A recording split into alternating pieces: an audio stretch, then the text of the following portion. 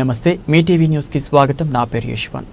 Telangana Pradesh Congress committee TPCC పిలుపు మేరకు నేడు నర్సాపూర్ అసెంబ్లీ నియోజకవర్గంలో శాసనసభ స్పీకర్ గడ్డం ప్రసాద్ కుమార్ని అవమానపరిచిన ఎమ్మెల్యే జగదీశ్వర్ రెడ్డి దిష్టిబొమ్మను నర్సాపూర్ పట్టణంలో శివంపేట తూప్రాన్ మండల కేంద్రంలో దహనం చేయడం జరిగింది.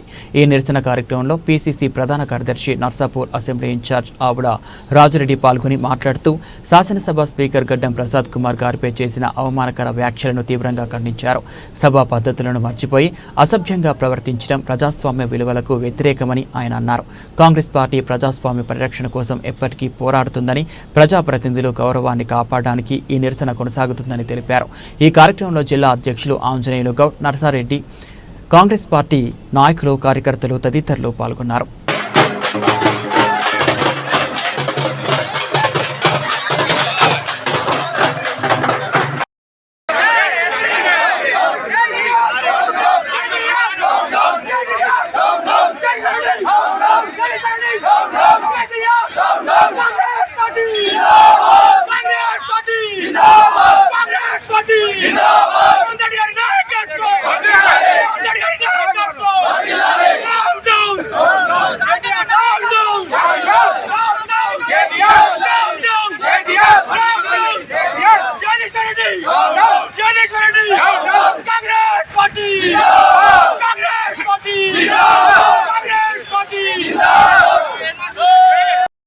స్పీకర్ పై టీఆర్ఎస్ నాయకులైతే జగదీష్ రెడ్డి గారు అయితేనేమి, కేటీఆర్ అయితేనేమి చేసినటువంటి వ్యాఖ్యలు చాలా దురదృష్టకరం.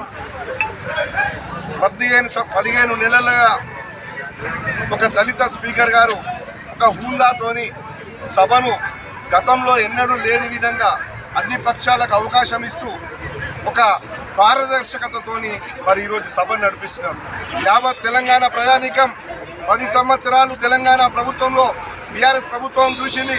ఏ విధంగా అణచివేతకి గురి చేసిరు, అన్ని వ్యవస్థలను నిర్వీర్యం చేసిరు, శాసనసభని నిర్వీర్యం చేసిరు, పోలీస్ వ్యవస్థను నిర్వీర్యం చేసిరు, జ్యుడిషియరీని నిర్వీర్యం చేసిరు.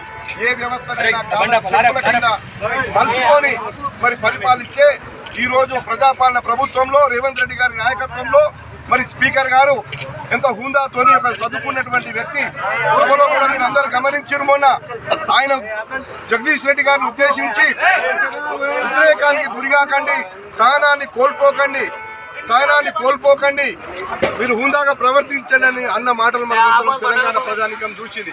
అలాంటి వ్యక్తిని వెంటనే నీ జాగీరు కాదు అని ఏకవచనంతో ఒక దళిత స్పీకర్ మాట్లాడినటువంటి సందర్భాన్ని మనం చూసినాం.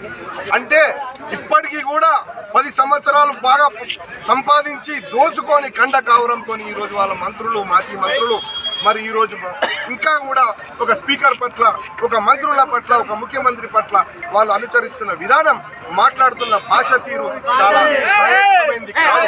కాబట్టి తెలంగాణ ప్రజానీకం అంతా గమనిస్తుంది. ఖచ్చితంగా వీళ్ళకు శిక్ష వేయడానికి సిద్ధంగా ఉంది. మీ అహంకారానికే మరి పరాకాష్ట మొన్న మీరు మీ అహంకారాన్ని చూసే మొన్న మిమ్మల్ని గద్దెదించు. మళ్ళీ మీరు ఇంకా కూడా మారలేదంటే తెలంగాణ ప్రజానీకం సహించదు. ఖచ్చితంగా వచ్చే రోజుల్లో మళ్ళీ మీకు బుద్ధి చెప్తారు, అసెంబ్లీ నుంచి కూడా తరిమేస్తారు. కాబట్టి జగదీష్ రెడ్డి ఖబర్దార్, నీ నోరు అదుపులో పెట్టుకో. తెలంగాణ ప్రజానీకం ఊరుకోదు, రేవంత్ రెడ్డి గారు అసలే ఊరుకోరు. రేవంత్ రెడ్డి గారు ఇట్లాంటి అప్రజాస్వామిక చర్యలను సహించరు. కాబట్టి నోరు అదుపుకోబెట్టుకొని ఎదుర్కోవాలని విజ్ఞప్తి చేస్తూ, మళ్ళీ ఇలాంటి పునరావృతం అయితే తెలంగాణలో ఉన్న ప్రతి కాంగ్రెస్ ని మిమ్మల్ని తరిమి కొట్టాలని హెచ్చరిస్తూ సెలవు తీసుకుంటున్నారు.